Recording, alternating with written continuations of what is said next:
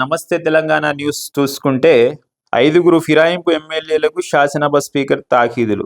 Party మారడంపై 30 రోజుల్లో వివరణ ఇవ్వాలని ఆదేశాలు. మరో 5గురు ఫిరాయింపుదారులకు త్వరలో త్రిముఖాలు. నోటీసులు అందుకున్న ఎమ్మెల్యేల్లో మొదలైన టెన్షన్. అధికారం కోసం పోతే అసలుకు మోసం వచ్చిందని ఆవేదన.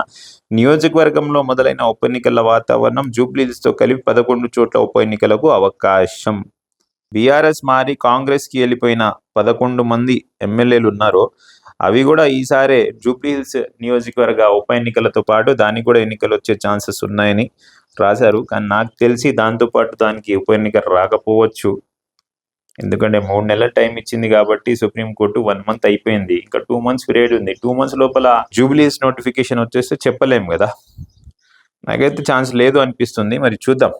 బీఆర్ఎస్ పార్టీ గుర్తిపై గెలిచి కాంగ్రెస్ పార్టీలోకి ఫిరాయించిన 10 మంది ఎమ్మెల్యేలపై ఓటు వేసే ప్రక్రియ మొదలైంది. అనర్హత పిటిషన్లపై 3 నెలలుగా నిర్ణయం తీసుకోవాలన్న సుప్రీంకోర్టు ఆదేశాలతో చలనం వచ్చింది.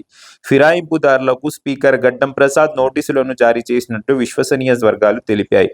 తొలి విడతలో 5గురు ఎమ్మెల్యేలకు తాకీదులు పంపినట్లు సమాచారం. నోటీసులు అందుకున్న వారిలో Gadwal MLA Bandla Krishnamohan Reddy, Rajendranagar MLA Prakash Goud, Serilingampally MLA Arikepudi Gandhi, Chevella MLA Kaleyadaiah, Bhadrachalam MLA Tellam Venkatrao ఉన్నట్టు తెలుస్తుంది. అదే వెళ్ళావా లేవావనేవి నోటీసులు ఇంకా తెలియదు. ప్రభుత్వ వర్గాలు తెలిపాయంట. మిగతా 5గురికి కూడా నోటీసులు సిద్ధం అవుతున్నాయని తెలిసింది. సుప్రీంకోర్టు గడువు విధించడం, స్పీకర్ నోటీసులు ఇవ్వడంతో వేటు తప్పదేమో అని ఫిరాయింపు ఎమ్మెల్యేలు గుబులు మొదలైంది. అధికారం కోసం వస్తే పదవికే ఎసరొచ్చింది. తమ సన్నిహితుల వద్ద ఆవేదన వ్యక్తం చేస్తున్నారట. మరోవైపు ఆయా నియోజకవర్గాల పరిధిలో రాజకీయంగా సమీకరణలు మారిపోతున్నాయని ఎమ్మెల్యే పోచారం శ్రీనివాసరెడ్డి, కడియం శ్రీహరి, నారం నాగేందర్, సంజయ్ కుమార్, తెల్లం వెంకట్రావు, కృష్ణమోహన్ రెడ్డి, మహిపాల్ రెడ్డి, అరకపుడి గాంధీ, కాళే యాదయ్య, ప్రకాష్ గౌడ్ బీఆర్ఎస్ గుర్తుపై గెలిచి అధికార కాంగ్రెస్ పార్టీలో చేరారు.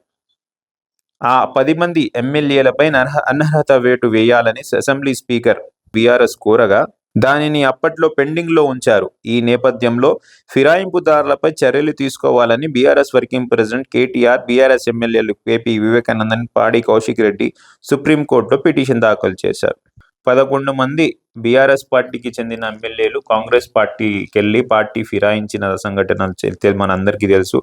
దీనికోసం గత నెలలో దాదాపు ఆల్మోస్ట్ 1 మంత్ అయిపోయింది. సుప్రీంకోర్టు ఆదేశాలు ఇచ్చింది తెలంగాణ అసెంబ్లీ స్పీకర్ గారికి.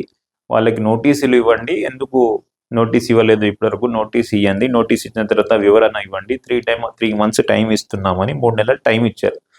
నిన్న నోటీసులు ఏదో పోయినాయి అంట. అది పోయిందా అఫీషియల్గా అయితే అనౌన్స్మెంట్స్ లేవు, అనుకుంటున్నారంట నోటీస్ వెళ్ళినాయని. మళ్ళీ నోటీస్ వెళ్ళిన తర్వాత వాళ్ళు ఎలా రియాక్ట్ అవుతారు ఏంది, మళ్ళీ ఉప ఎన్నికలు వస్తే దాంట్లో గెలుస్తామా, ఉన్న పదవి పోతుందా అని భయపడుతున్నారు ఆ 11 మంది ఎమ్మెల్యేలు అని నమస్తే తెలంగాణలో రాశారు. అయితే ఎంతవరకు నిజమా అబద్ధమా అనేది వేచి చూడాలి. మాకు ఒక చిన్న డౌట్, ఈ 11 మంది ఎమ్మెల్యేలు మళ్ళీ కాదు మేము కాంగ్రెస్ కాదు బీఆర్ఎస్ అని వచ్చేస్తే అప్పుడు ఏం చేస్తారు? మళ్ళీ బీఆర్ఎస్లు చేర్చుకుంటారా? మళ్ళీ వద్దు కాంగ్రెస్లోనే ఉండండి, మళ్ళీ ఉప ఎన్నికలు పెట్టమంటారా? మళ్ళీ ఉప ఎన్నికలు పెడితే మళ్ళీ కాంగ్రెస్ పార్టీ నుంచే గెలుస్తారా అనేది అందరూ వేచి చూడాలి. నాకు తెలిసి వరకే 11 మంది ఎమ్మెల్యేలు మళ్ళీ 4 మేము కాంగ్రెస్కి వెళ్ళలే, మేము బీఆర్ఎస్లోనే ఉన్నామని మళ్ళీ బీఆర్ఎస్ కండువా కప్పుకుంటే మళ్ళీ ఒక 3 నెలలు కేసు నడుస్తుందేమో అని నేను అనుకుంటున్నా. చూస్తూనే ఉండండి J24 న్యూస్. Thank you.